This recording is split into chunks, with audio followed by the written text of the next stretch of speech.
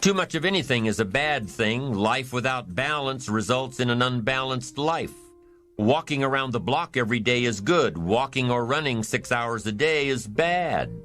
It's obsessive, unless, of course, you make your living as a marathon runner. Then you're doing your job. Eating an apple a day is good. Eating only apples is bad. You won't get all the protein and vitamins and nutrients your body needs.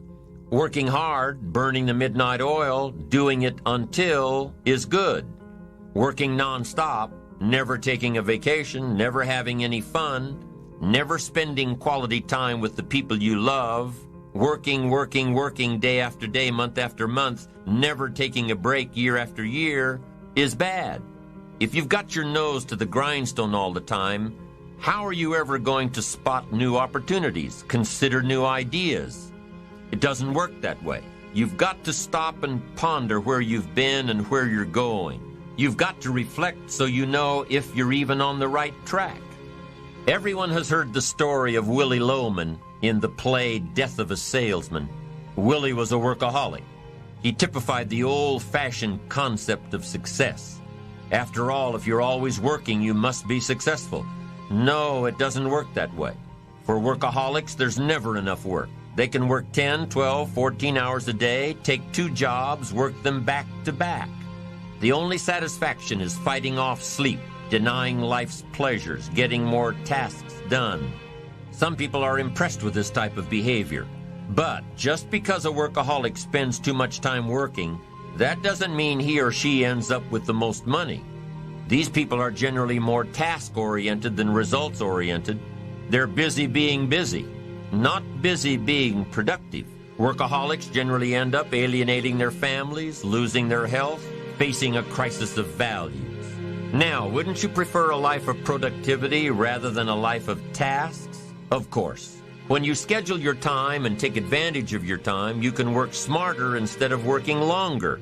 And you'll probably end up getting more done than the workaholic, and still have time for other things in life. Enlightened self-interest says, I will look for new ways to work smarter by focusing on doing more per hour instead of doing more hours. It says I will run my day so my day doesn't run me. Enlightened self-interest also says that a life worth living comes from a life of balance and moderation. Too much of anything, even good things, will sooner or later throw you off track. Now, here's a key technique that you can use in your life to help keep you on the right track. This technique is called visual chain thinking. Ambitious people don't see each step toward their goals as a singular step, each discipline as a singular discipline, each project as a singular project, each sale as a singular sale. With everything they do and with every discipline they adhere to, they see it all as part of a chain, a link in the chain of events and actions that will lead them to their final destination. Every action and every discipline today is a link in the chain. Every action and every discipline tomorrow is a link. Every action and every discipline in the future is a link. When you can see that every link in the chain will eventually lead you to the things you want most out of life, to the person you want to become, then you won't grow discouraged or fearful or impatient with today. When you can see where you're going through visual chain thinking, even on the toughest days, you'll keep building your ambition by knowing where you're going, not just where you are today. Part of this visual chain thinking is built when you decide on your direction, when you can see where you're going to end up before you get there. When you can see California while staring at the east side of a 14,000-foot mountain. And building your visual chain of thought begins when you have well-defined plans for your career, your family activities, your investments, and your health. Your plans and goals are your visual chain, knowing where you're going before you get there. Develop a plan, a game plan. It's ironic how we all understand the importance of mapping out a strategy for a football game or a basketball game. Not one professional team in the world begins a game without a complete strategy. But few of us take the time to map out a strategy for our lives, a game plan. But it's important. Here's the first rule for your game plan of life. Don't start your day until you have it finished. Don't begin your activities of the day until you know exactly what you plan to accomplish. Don't start your day until you have it planned, and do this every day. I know all this writing takes time and a disciplined effort, but remember that value is the fruitful result of discipline, not hope. Once you've mastered the art of planning your day, you're ready for the next level. Don't start your week until you have it finished. Don't begin your activities of the week until you know exactly what you plan to accomplish. Don't start your week until you have it planned. Just imagine what life would be like if you took time out of every Sunday to plan your week. Come Friday, you won't be saying, "Boy, did this week fly by. Where did it go? What did I do?" No, if you plan your week before you start it, you'll know exactly what you want to do, what you want to accomplish, what you need to work on. If you learn to plan your days as part of your overall game plan for the week, the parts will fit much better. Your days will be better, more effective. You'll be working smarter, not harder. And when you've learned to plan your week, guess what? You've got to plan your month. Don't start your month until it's finished. By developing a game plan for your days, your weeks, your months, by developing and following your game plan, your days and weeks and months all become part of a bigger plan, a bigger design, a long-term view of your life, a visual chain.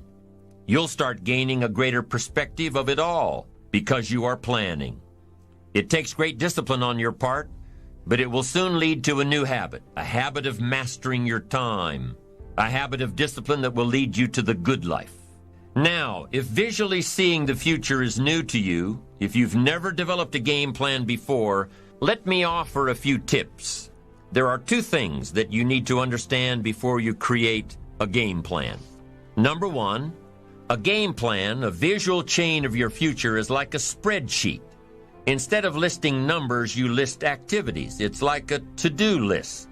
And number two, the technique of developing a game plan can be used for a single day, a single project, or a variety of projects that are happening simultaneously. Here's how you do it. First of all, you need to buy a pad of graph paper. Game plans work best on graph paper. So take a sheet of graph paper and make vertical columns of the number of days this plan is to cover. Then on the left-hand side of the paper, write the heading, Activities. Under this heading, list all of the activities to be accomplished within your time frame. Let's say, for example, that you've got 1 week to finalize a marketing plan. It's an overwhelming amount of work to complete, but it's got to be done. So break it down piece by piece. The best way to start is by listing all of the individual components on the left-hand side of the page. Now, some of these things need to be completed before others can be started. You need to have your market research results in before you can determine your target market. You need to know your target market before you can develop your marketing strategy. You need to have your marketing strategy before you can create a budget for collateral materials, and so on. When you break down the project piece by piece, deadline by deadline, you can be more effective in delegating the appropriate pieces of the puzzle. And you can be more effective in doing your own work while orchestrating the rest. The final result of developing a visual chain, your game plan, is a clear visual presentation of the tasks before you. Keep your game plan in plain sight. Put it up in your office where you can easily look at it. Have a copy of it at home and tape it to the refrigerator. Keep a copy in your journal for quick reference. Your game plan will serve as a constant reminder of all that you need to do to get where you want to go.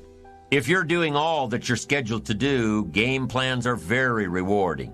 And the discipline of developing and following a game plan is exciting.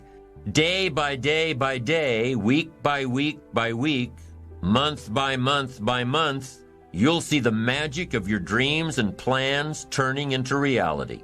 It's an incredible feeling of being in charge of your life, your surroundings, your future. It's like creating a work of art on the biggest canvas imaginable. It's creative. It's beautiful. This is powerful stuff, to dream a dream, plan for the dream, and then to watch your dream turn into reality.